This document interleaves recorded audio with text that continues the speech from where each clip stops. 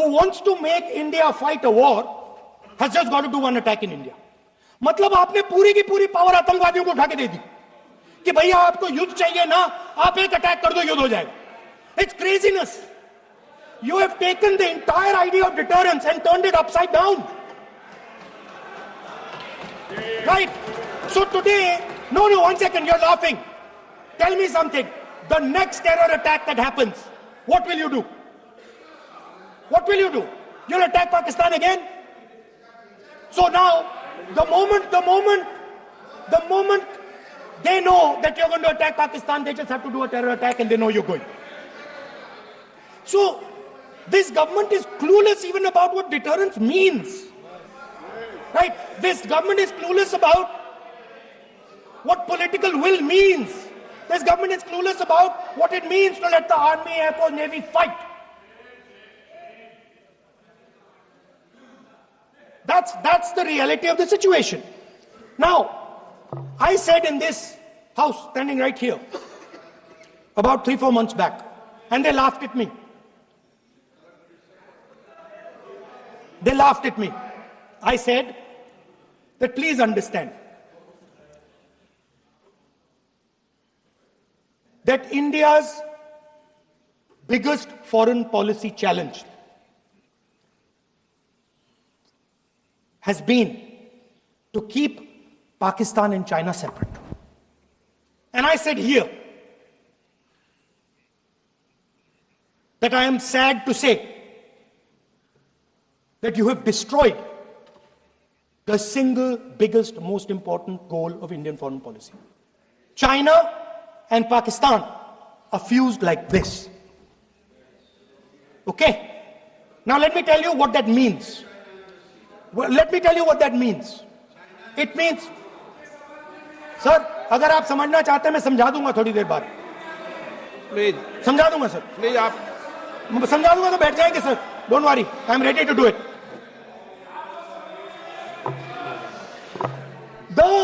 What happened actually, the truth of what happened, because I have to say that. What happened is that the government of India thought they were fighting Pakistan. And when they arrived, they suddenly realized that they were not fighting Pakistan, they were fighting China and Pakistan. Meaning that the Pakistani army was attached. Pakistani Air Force was attached to the Chinese Air Force. And not only that, the doctrine of the Pakistani Air Force was completely changed. The information available to the Pakistani Air Force was completely changed. And the Chinese were feeding information, critical battlefield information, satellite information, targeting information to the Pakistanis. And if you don't believe me, one second. If you don't believe me, General Rahul Singh, during a FICCI event, May 11th, when the DGMO level talks were going on, Pakistan actually was mentioning, we know that you such and such important vector is primed and ready for action. I would request you to perhaps pull it back. And he says, so it is very clear they were getting live battlefield inputs from China.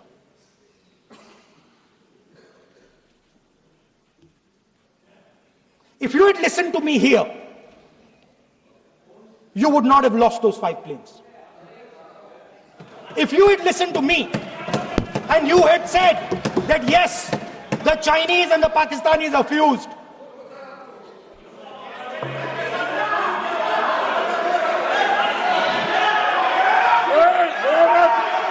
Sir, EM, External Affairs Minister says, yesterday in his speech, he says, the two-front war concept is a very old concept. I don't know what he's talking about.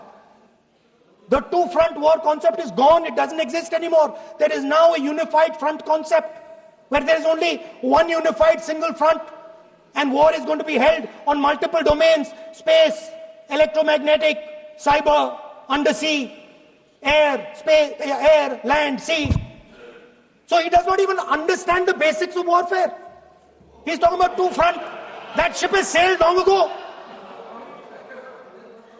Speaker, sir, how did this integration between Pakistan and China take place? I want to make it clear. There is a center called CENTIAC, Center for AI and Computing, that was built in Pakistan with Chinese help. That was built in Pakistan with Chinese help. And the aim of the center is to integrate the Pakistani Air Force with the Chinese Air Force and make and transform the Pakistani Air Force into a network-centric Air Force. Speaker, sir, as I speak, and since 2021, Pakistani officers, strategic officers have been embedded in the PLA's Western and Northern Theatre Commands. They are sitting there, coordinating.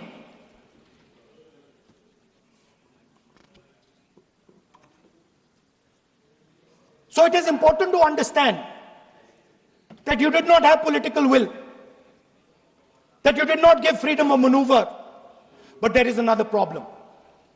And the problem is that we are now facing not just China, not just Pakistan, but China and Pakistan fused as one militarily. Speaker, sir, it is dangerous in this time for the Prime Minister to use the forces to protect his image. It is dangerous for the country. The forces should only be used in national interest. The forces should be used with freedom. If you want them to be used, you want to unleash a tiger, free him. Do not tie his hands behind his back. Do not go to the Pakistanis and say, listen, don't escalate. Then go all the way.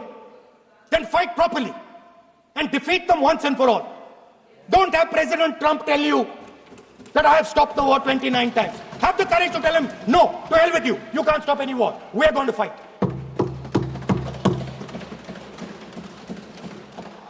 Speaker, sir, there is also I don't mean to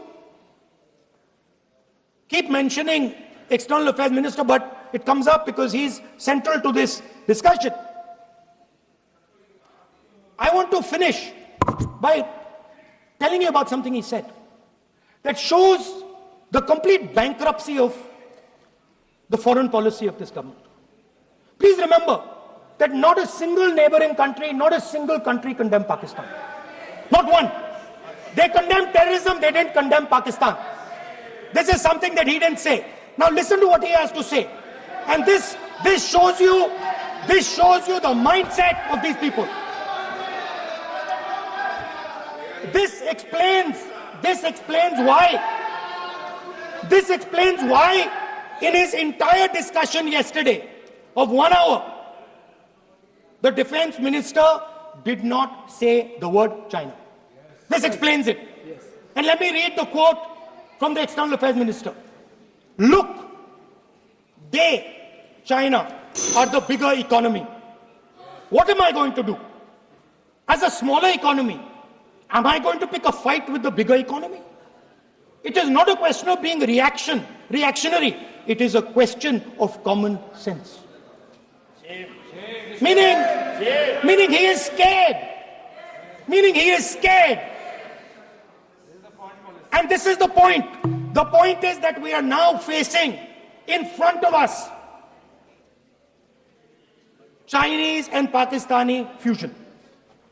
And it is a very dangerous time. As you can see, it is a very dangerous time.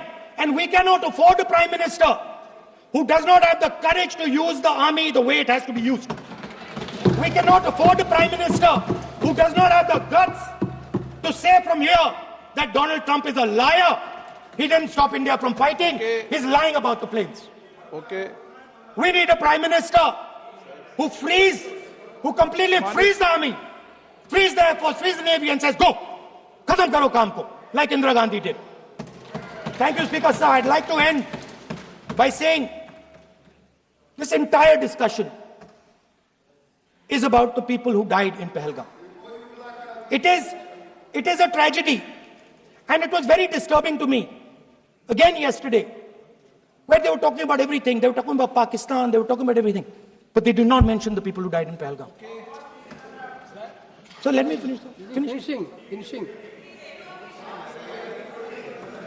Otherwise, you are not allowing, sir, LOP. Only this time, only allowing.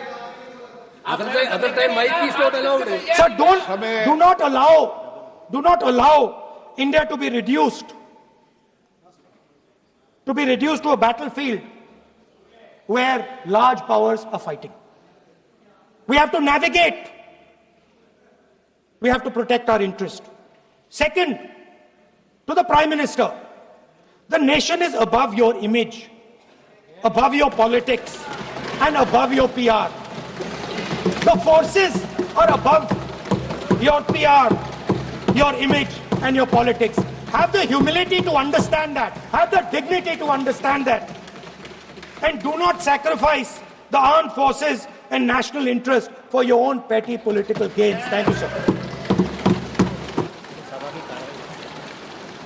सभा की कार्रवाई इस विषय की समाप्ति तक बढ़ा दी जाए। डॉक्टर संबित पात्रा,